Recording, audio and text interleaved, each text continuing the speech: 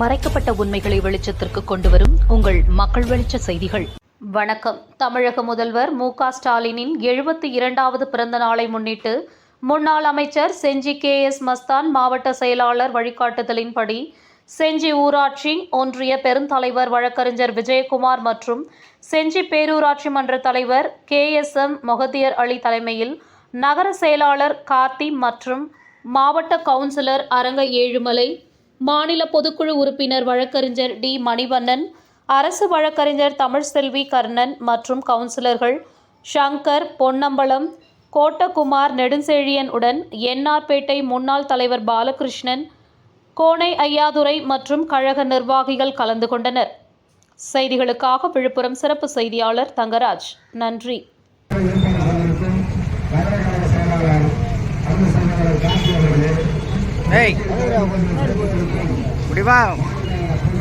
பின்னாடி வா, ஏன் முன்னாடி ஓடுற? எல்லாருமே நீ ஓடுற சைடில் அந்த பழக்கமே இருக்கக்கூடாது.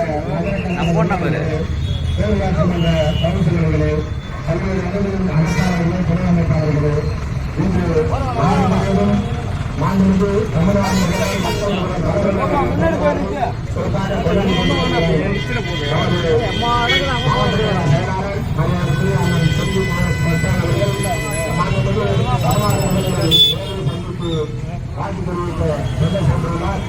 அவர் தொடர்ந்துதான் இன்று நமது செஞ்சி சட்டமன்றத்தில் முழுவதும் நமது அனைத்து தேர்தல்களின் தலைவர்களிலிருந்து நாடுகள் விருதுகள் வழங்கி வருகிறார்கள்.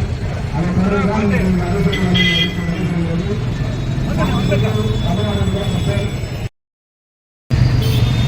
இலங்கையிலேயே மாணவர்களுடைய அவர்களுடைய 72ஆம் ஆண்டு பிறந்த நாள் விழாவை முன்னிட்டு விழுப்புரம் வடக்கு மாவட்ட கழகத்தின் செயலாளர் செஞ்சி சட்டமன்ற உறுப்பினர் அவர்களுடைய ஆலோசனையின்படி செஞ்சி நகர கழகத்தின் சார்பாக இந்த நிகழ்ச்சியை சிறப்பான முறையில் ஏற்பாடு செய்யப்பட்டிருக்கின்ற நகர கழகத்தின் செயலாளர் அவர்களையும் சிறப்பு விருந்தினராக கலந்து கொண்டு அருஞ்சவை உணவுகளை வழங்க வருகை தந்திருக்கின்ற செஞ்சி ஒன்றியத்தின் பெருந்தலைவர் மதிப்புக்கும் மரியாதைக்குரிய அண்ணன் விஜயகுமார் அவர்களையும், மாவட்ட ஊராட்சி குழு உறுப்பினர் மரியாதைக்குரிய அண்ணன் அரங்க ஏழுமலை அவர்களையும், மாநில பொதுக்குழு உறுப்பினர் மரியாதைக்குரிய அண்ணன் வழக்கறிஞர் மணிவண்ணன் அவர்களையும், செஞ்சி பேரூராட்சிக்குட்பட்ட அனைத்து வார்டுகளின் கவுன்சிலர்களையும், துணைத் தலைவர் அவர்களையும், வார்டு செயலாளர்களையும், கழகத்தினுடைய அத்தனை நிலையில் இருக்கின்ற நிர்வாகிகளையும்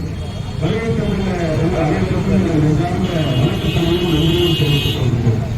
மாண்புமிகு தமிழ்நாடு முதலமைச்சர் அவர்களுடைய பிறந்த நாள் விழா என்பது ஒவ்வொரு இளைஞரையும் அனைவரும் கொண்டாடக்கூடிய ஒரு நிகழ்வாக இருக்க வேண்டும். ஏனென்று சொன்னால் மாண்புமிகு தமிழ்நாடு முதலமைச்சர் அவர்கள் முதலமைச்சராக பொறுப்பேற்றதிலிருந்து அவர்களுடைய போராடும் தமிழ்நாடு போராடும் தமிழ்நாட்டின் எதிர்காலத்தையும்